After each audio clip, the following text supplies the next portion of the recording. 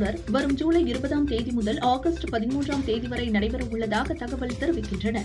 பிரதமர் மோடி நாளை ஒருநாள் அரசுமுறை பயணமாக ராஜஸ்தான், குஜராத் மாநிலங்களுக்கு செல்கிறார்.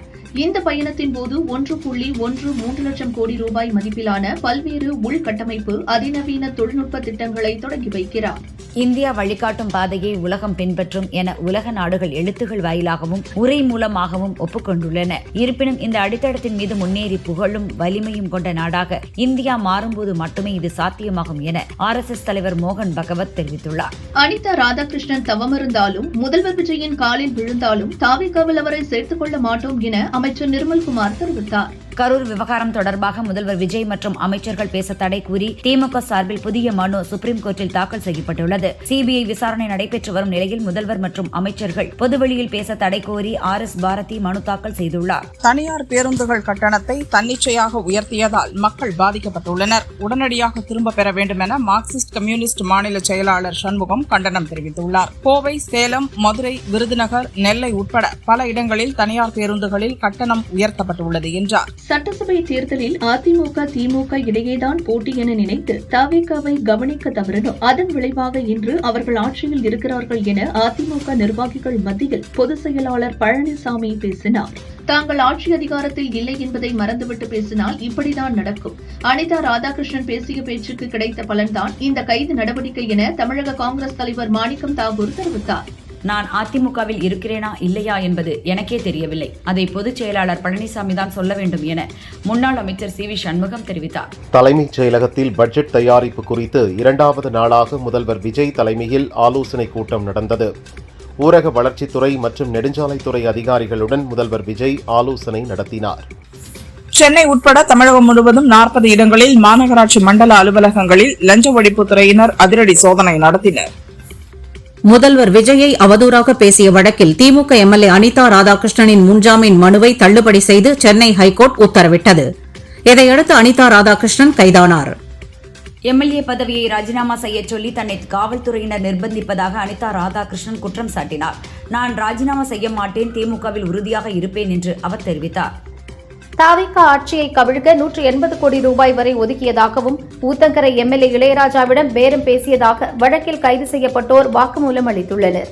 ஒரு வாரம் நட்சத்திர ஹோட்டலில் சதித்திட்டம் தீட்டிய நிலையில் விவகாரம் கசிந்ததால் ஹோட்டலை காலி செய்தோம் என்று வாக்குமூலத்தில் தெரிவித்தனர்.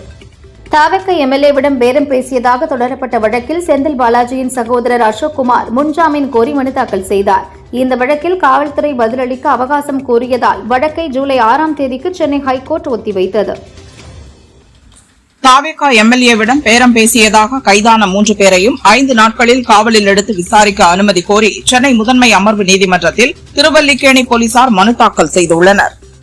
திமுக MLA அனிதா ராதாகிருஷ்ணன் கைதானது குறித்து பேசிய வைகோ, வினை விதைத்தவன் வினை அறுப்பான் என்றார்.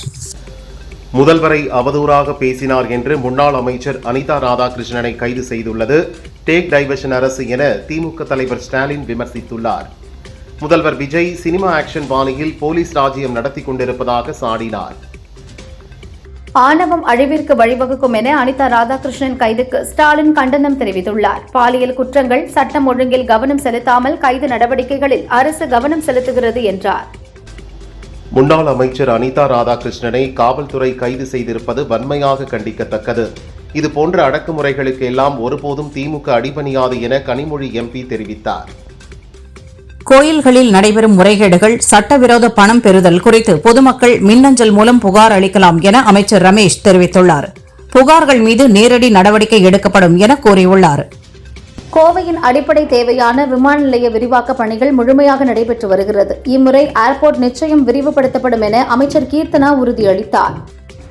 தமிழக நிதியமைச்சர் மரிய வில்சன் தனது தம்பி மரிய கிளோத் மற்றும் அவரது மனைவியை வீடு புகுந்து தாக்கி கொலை மிரட்டல் விடுத்த வழக்கில் நாளை புதுச்சேரி 1வது குற்றவியல் நீதிமன்றத்தில் கட்டாயம் நேரில் ஆஜராக வேண்டும் என்று நீதிமன்றம் உத்தரவிட்டுள்ளது.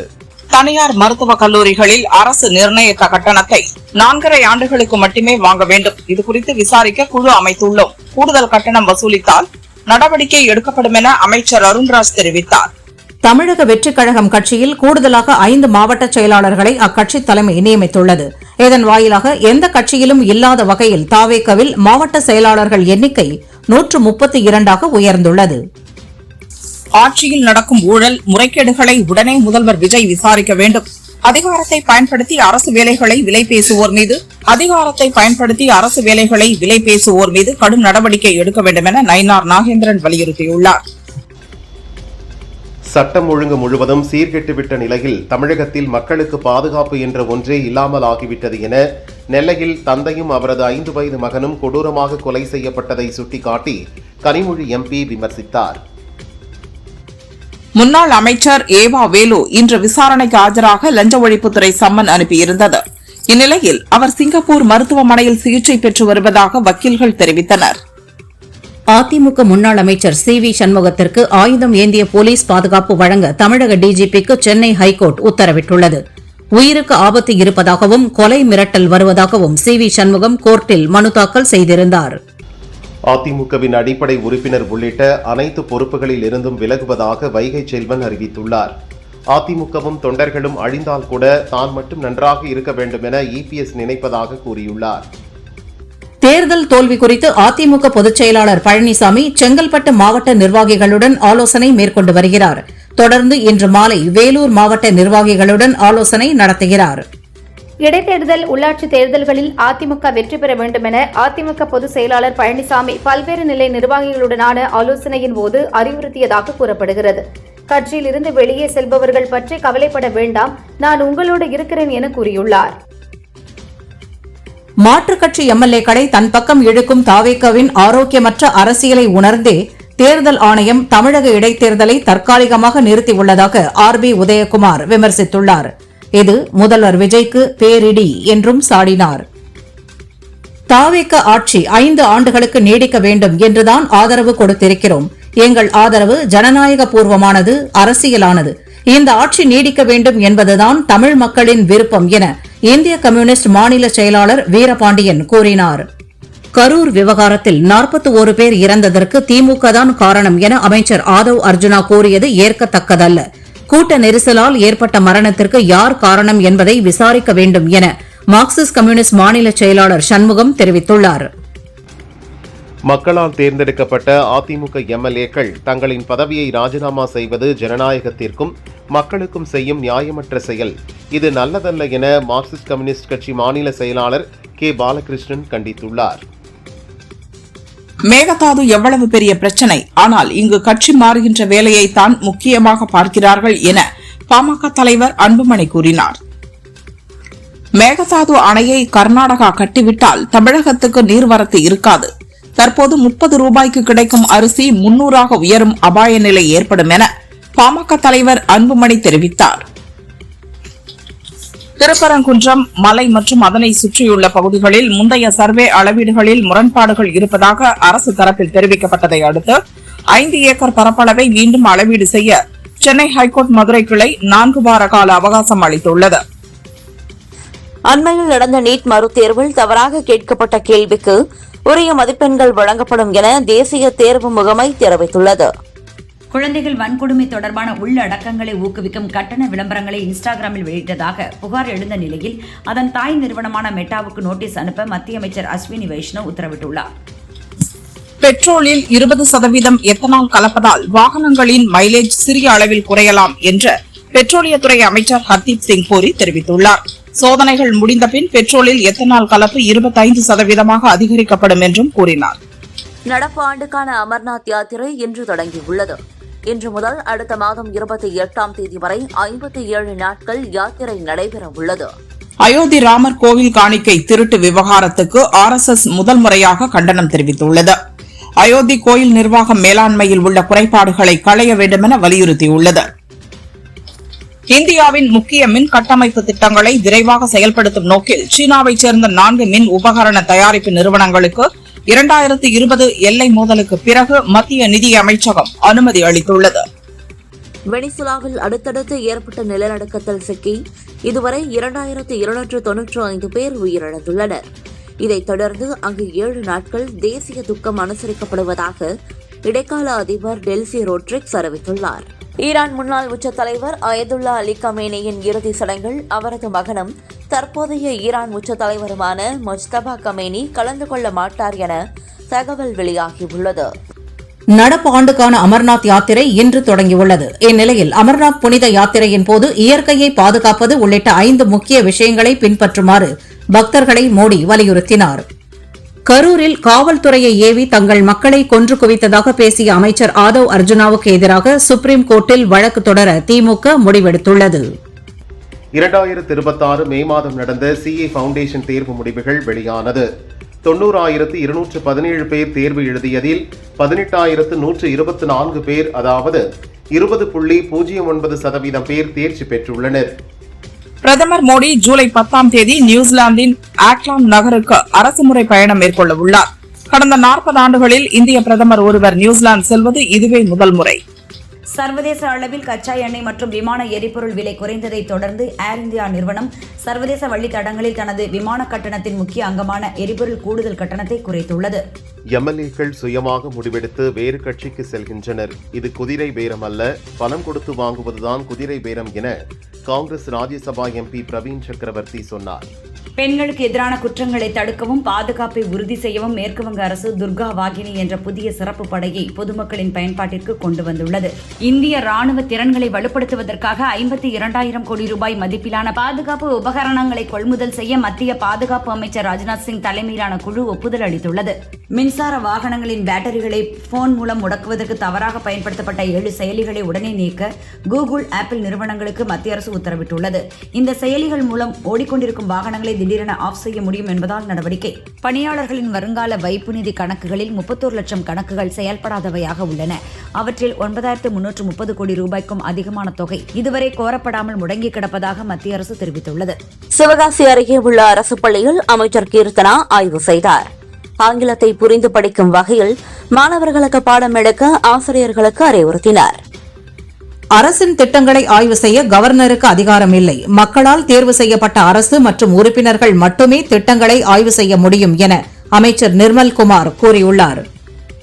சமூக நீதி விடுதிகளின் காலி பணியிடங்கள் மற்றும் குறைகளை நிவர்த்தி செய்ய முதல்வர் விஜய் புதிய செயல் திட்டத்தை விரைவில் வெளியிடுவார் என பிற்படுத்தப்பட்டோர் நலத்துறை அமைச்சர் சம்பத்குமார் தெரிவித்துள்ளார்.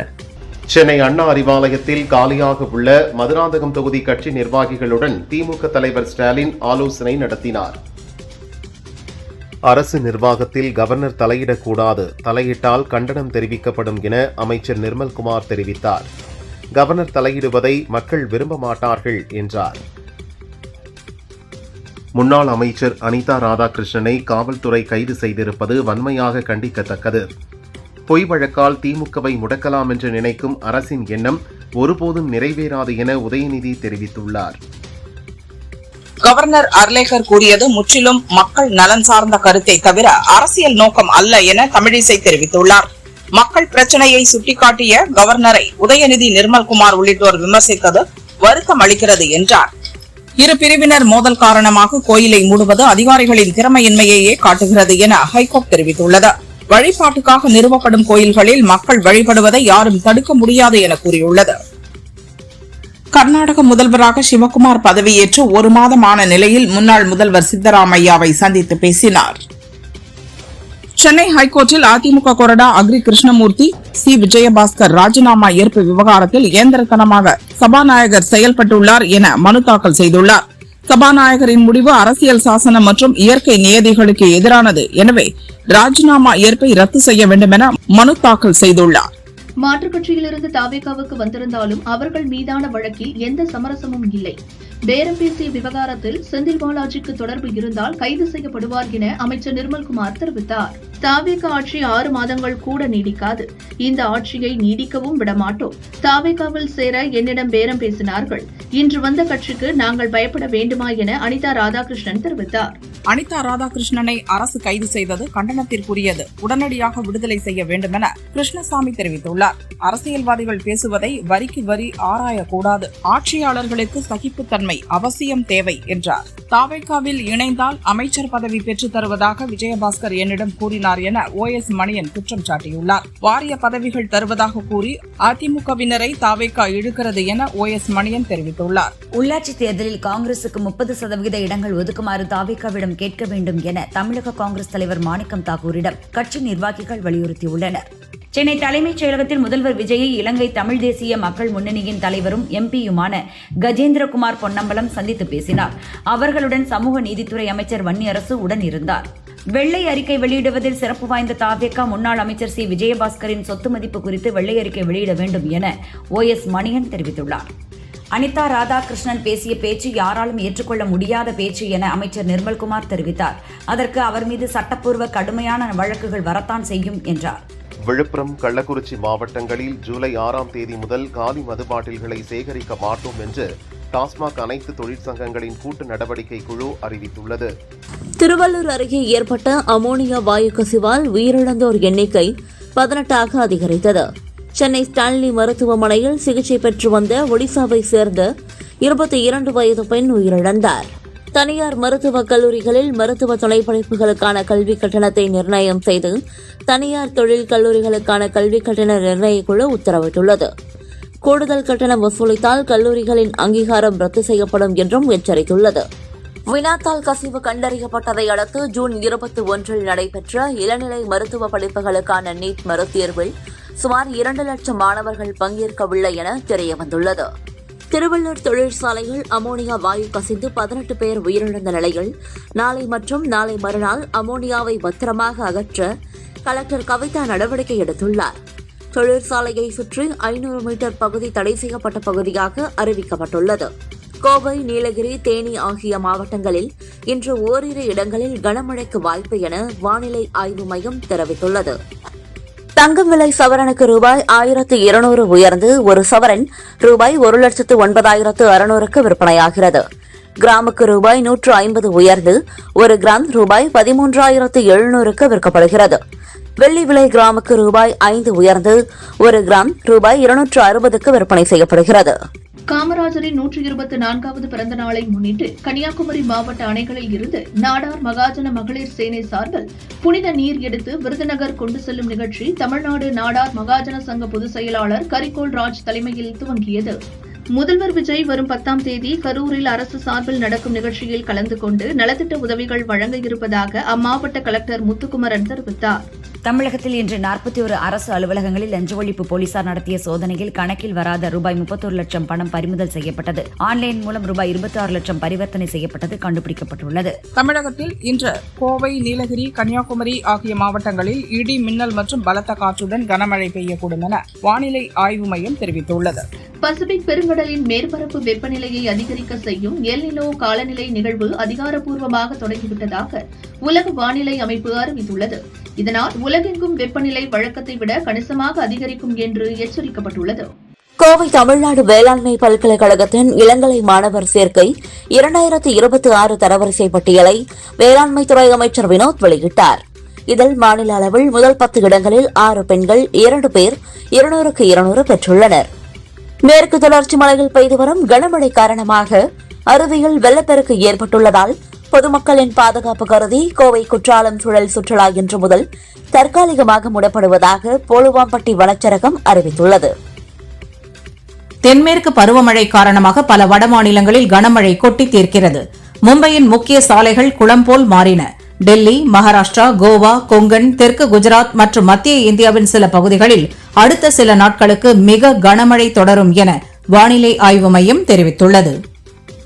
அரசு பள்ளிகளை முன்னேற்றும் பயணத்தில் பள்ளிகளின் தூதுவர்களாக செயல்பட முன்னாள் மாணவர்களுக்கு தமிழக அரசு அழைப்பு விடுத்துள்ளது.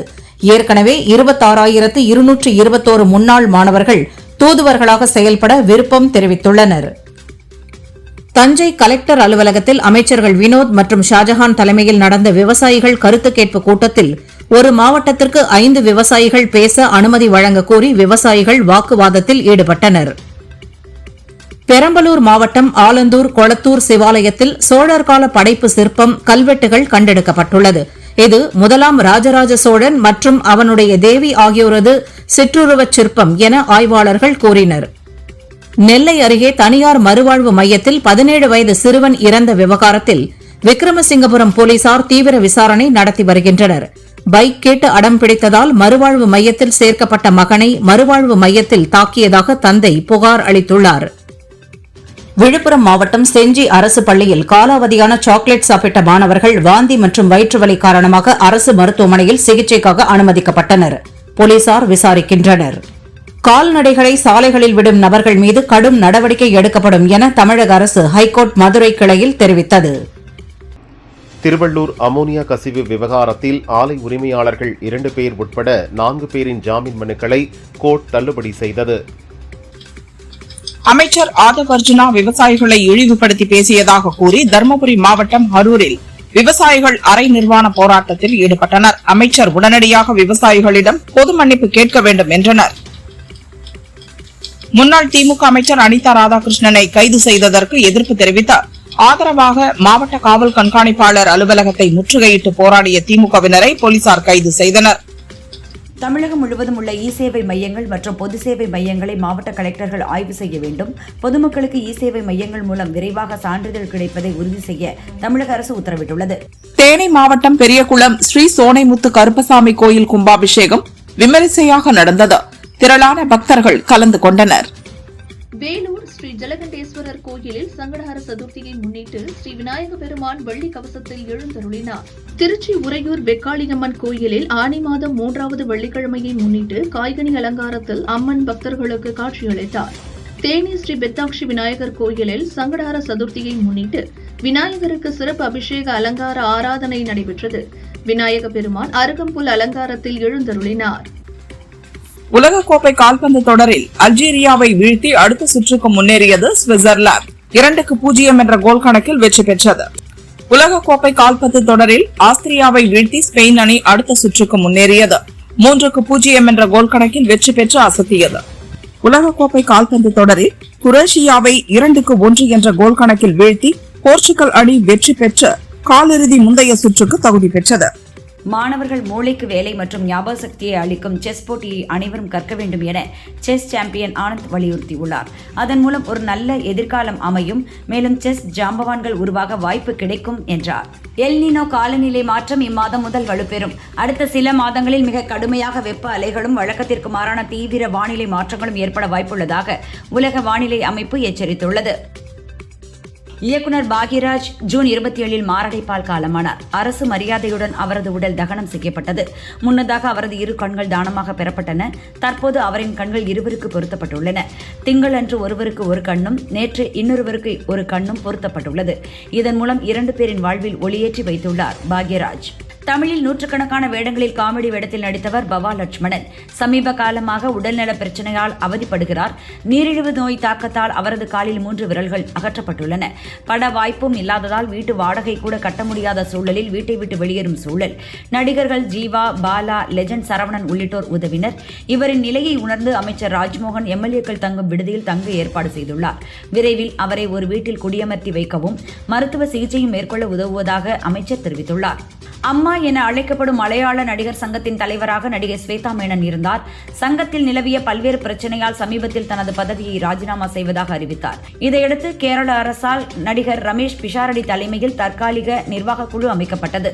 திடீர் திருப்பமாக தான் அறிவித்த ராஜினாமாவை திரும்ப பெறுவதாக ஸ்வேதா மேனன் கூறியுள்ளார். தான் தவறாக குறிவைக்கப்படுவதாகவும் தனது நற்பெயரை நிரூபிக்கும் வரை பதவியில் இருந்து விலகப் போவதில்லை என்றும் கூறினார். பைசன் படத்தின் வெற்றிக்கு பின் துருவ் விக்ரமின் அடுத்த படம் பூஜையுடன் துவங்கியுள்ளது. இதை கரண் அரவிந்த் குமார் என்பவர் இயக்குகிறார். பிருத்வி, பாண்டியராஜன், சாய் தீனா உள்ளிட்டோர் நடிக்க சாய் அபயங்கர் இசையமைக்கிறார். தமிழ், தெலுங்கு 2 மொழிகளில் உருவாகும் இப்படம் வித்தியாசமான கதைக்களத்தில் கமர்ஷியல் படமாக தயாராகிறது. மலையாளத்தில் மின்னல் முரளி படத்தில் பிரபலமான ஃபெமினா ராஜ் தற்போது தமிழில் ஹெக்கு என்ற படத்தில் அறிமுகமாகிறார். யுவராஜ் சின்னசாமி இயக்க ஏகன், ஸ்ரீதேவி முதன்மை கதாபாத்திரங்களில் நடித்துள்ளனர். படப்பிடிப்பு முடிந்து மற்ற பணிகள் நடக்கின்றன. மலையாளத்தில் வெற்றி பெற்ற இவர் இந்த படத்தின் மூலம் தமிழில் நல்லதொரு இடத்தை பிடிக்க முடியும் என்று நம்புகிறார். ஜிவி பிரகாஷ் நடிப்பில் அடுத்து வெளியாகும் படம் வெக்கை. நாயகியாக ஷிவானி ராஜசேகரும் வில்லனாக மலையாள நடிகர் ஸ்ரீநாத் பாசியும் நடித்துள்ளனர். இயக்குனர் அகிரன் மோசஸ் கூறுகையில், பயணத்தின் போது சாலை போக்குவரத்துகளில் தினமும் ஏதாவது சண்டைகள் நடக்கின்றன. யாரும் யாரோடும் சண்டை போடணும் என புறப்படுவதில்லை. அதையும் மீறி நடப்பதால் அதன் பின் நிகழும் விளைவுகளை மையப்படுத்தி எனக்கு நடந்த உண்மை சம்பவத்தை தழுவி இந்த படத்தை உருவாக்கியுள்ளேன் என்றார். ஆதித்யா தர் இயக்கத்தில் ரன்வீர் சிங் நடிப்பில் துரந்தர் படம் 2 பாகங்களாக வெளியாகி 3000 கோடிக்கும் அதிகமான வசூலை குவித்தது. துரந்தர் முதல் பாகத்தை வரும் ஜூலை 10 ஜப்பானில் வெளியிடுகின்றனர். அதிரடி, உணர்ச்சி, விறுவிறுப்பான திரைக்கதை என அனைத்து அம்சங்களையும் கொண்ட சினிமா அனுபவமாக இந்த படம் இருக்கும். ஜப்பானியர்கள் திரையரங்கிற்கு வந்து இதை காணுங்கள் என்கிறார் ரன்வீர்.